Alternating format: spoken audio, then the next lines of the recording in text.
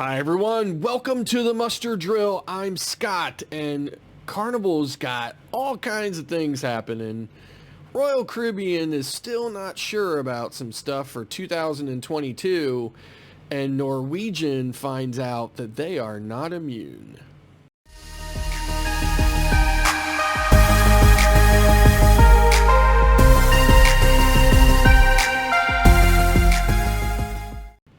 Hi everyone, welcome back. So Carnival has so much stuff happening lately, and it all seems to be maintenance related. So earlier in the week they announced that they were taking the Carnival Horizon out of service for just a couple of sailings. There was a lot of talk about it was propulsion related and so on, and I guess they had a sailing that was going to Southern Caribbean, and as a result of the propulsion issues they had to cancel that because they wouldn't be able to, I guess, travel at high speeds to get back. So then that kind of kicked off a little bit of speculation about some stuff, and then what happened was they came out and said, actually, we're gonna take the ship out of service until the end of January, which, was obviously not making a lot of people happy. A lot of people were worried about their itineraries at that point.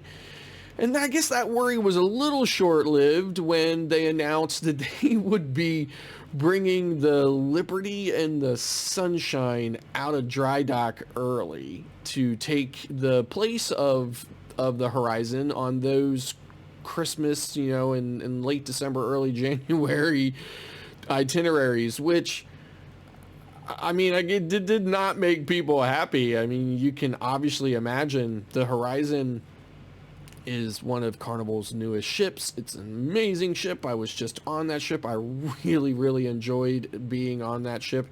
I was surprised actually how much that Vista class is similar to the Dream class, but in any event, a lot of people, were upset when they said, hey, we're actually going to replace your itineraries with the Liberty and the Sunshine, which those ships are nowhere near the same class as the Vista class or as the Horizon. So a bunch of people really upset about that, a lot of hooting and hollering about it. Carnival will offer full refunds to those people as an alternative, and they were offering a little bit of onboard credit, extra onboard credit, kind of as a goodwill gesture, I think they had mentioned, but definitely not making a lot of people happy. But I would say this, right? I would point this out. Carnival had an issue with maintenance back maybe, 5, 6, 7 years ago, where they were not really doing the kinds of maintenance that they needed to do on their ships. And it resulted in several ships breaking down at sea and horrible conditions on board. Definitely did not make, those cruisers happy. It was way worse than being on a different ship that was fully functional. And Carnival also announced some changes to itineraries from Port Canaveral and Galveston. However, this was not maintenance related. It was due to the island of Grand Turk not quite being ready for ships to arrive there.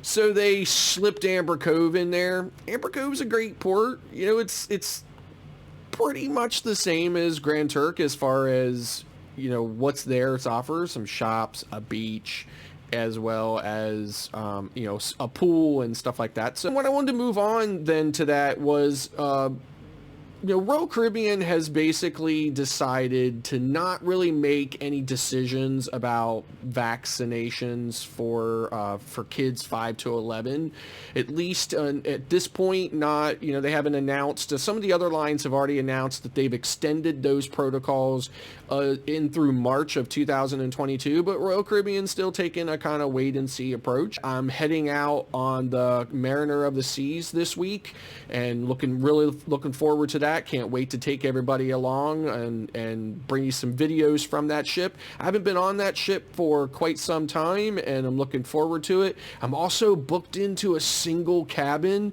one of the few single cabins that are on board, so I can't wait to, you know, check all of that out and experience what it's like to be in one of those cabins. Last thing I wanted to talk about is related to Norwegian. So we all know that Norwegian is the only cruise line currently requiring 100% vaccination out of their crew and their passengers, and to the point where if you're a child, like originally before the vaccine was approved for 5 to 11 year olds, 5 to 11 year olds, anybody younger than 12 years old and couldn't be vaccinated were not allowed on board.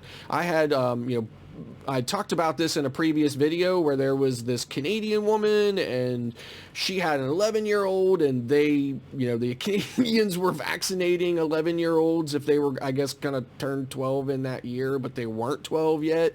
So in any event, so they weren't allowing anybody who was too young to get vaccinated on the ship. So they have this 100% vaccination, and they really feel like that is, the way to go. And they were able to secure that possibility from Florida because of their temporary injunction, which hasn't been ruled on yet.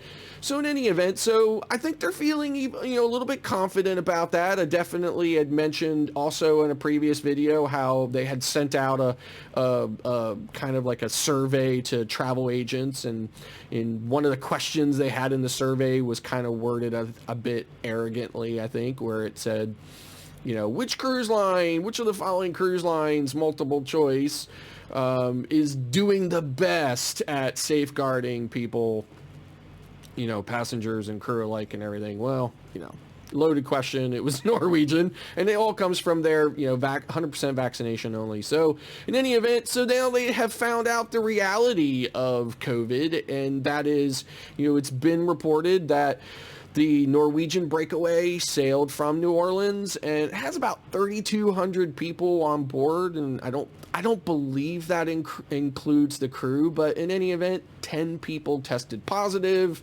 and were being isolated, and and so forth, and they were in contact with the Louisiana Department of Health, I guess because the ship is coming, was going to be coming back to New Orleans.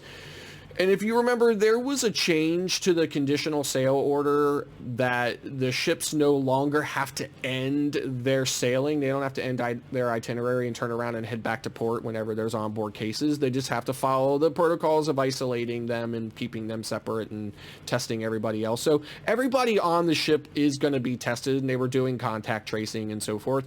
But it definitely shows that even in that kind of scenario, they are not immune to this, new reality of COVID. And, I've talked about this many times. A lot of other people have talked about this many times. This is just the reality check that we're going to have with COVID. We're never going to get away from COVID. It's never, it's going to continue to follow us no matter where we go. There's tons and tons of outbreaks. Everybody was worried about, increased cases at Thanksgiving, but yet the experts were saying, hey, go and have your Thanksgiving dinner. Go and have your Thanksgiving with family. If everybody's vaccinated, you don't have to wear masks and things like that. Now, I haven't been following, the entire country, but here in Pennsylvania, we saw a significant increase. I mean, we were averaging about 3,000 to on the high side of 5,000 cases per day in Pennsylvania statewide. And, somewhere around 10 to 20 deaths, maybe 30 deaths a day or something like that. And it's crazy that we're so numb to this entire situation that we can just kind of spit those numbers out like they're nothing.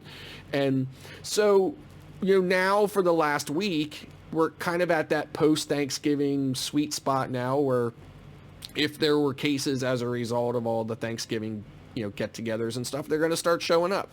And and at least here in Pennsylvania, they really started showing up. It went from, like I said, average of 3,000 cases per day to possibly 1 day or 2 days, here and there, where there might be like close to 5,000 or like in the high 4,000s, to 9,000 cases every single day for the last week. Every single 24 hours, another 9,000 in some cases every day, as well as one case was actually over 10,000 cases in that one day. So again, we expected it. They said this is what's going to happen. It'll probably settle down just in time for Christmas to come, and then, you know, in New Year's, and then we'll see it all over again in early January. So, but, you know, here's Norwegian finding out, I guess, you know, in a rude kind of way, that they are not immune and that their policy is not necessarily going to protect them any better than any other cruise line's policy from having to deal with COVID on board. So, and I won't be surprised if these 10 cases end up being way more than 10 cases when it's all said and done. You know, now there's 3,200 people on the ship, so if it only, even if it comes out to 100 cases, even if those 10 cases turn out to be 100 cases, it's still not necessarily going to be that big of a deal relative to the number of people who were on board and relative to the number of cases that we're always going to have to deal with every single sailing of every ship. That's never going to be reported, you know, individually every single time. I mean, this is just the way it is. I mean, when we found out there was like 1,300 cases or whatever across 600,000 people sailed in like a 4-month period, we didn't find out for like 4 months. So I don't think they're going to be reporting on it every single time it happens individually. But again, it proves that Norwegian is not immune to it like any of their other fellow cruise lines. So I think that's going to do it for today's video. Thank you very much for tuning in. And if you like this video, don't forget to click that like button. And then don't forget to click the subscribe button. It won't cost you anything. You click it once and you're done. And it'll really help our channel out a lot. Thank you very much to all those who have subscribed. We appreciate your support. And then don't forget to click that notification bell so that you know every time we upload a new video. Thanks again for watching, and we'll see you next time.